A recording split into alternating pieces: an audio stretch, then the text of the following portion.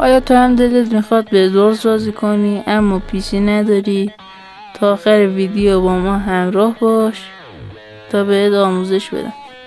سلام، من مهدی فتشوی هستم و میخوام آموزشی آوردن بدورز روی گوشی بدم.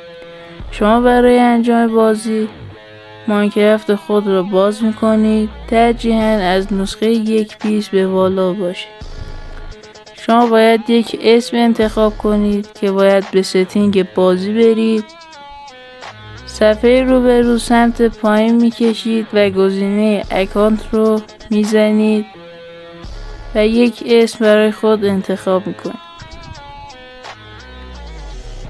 بعد روی گزینه پلی، سپس روی گزینه سرور بزنید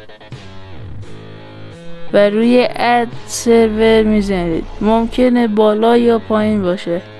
خب شما برای اسم سرور هرچی که بنویسید قبوله، اما قسمت آدرس سرور این عبارت رو دقیق بنویسید. اگه فکر میکنید آدرس سرور رو اشتباه میزنید، میتونید گوگل خود رو باز کنید، بنویسید سرور تاپنت و روی گزینه ورود به سرور بزنید. خب وقتی که وارد شدید، شما به یه پسورد انتخاب میکنید و اون رو دوبار تکرار میکنید. خب شما میتوانید به خوبی بدورز بازی کنید.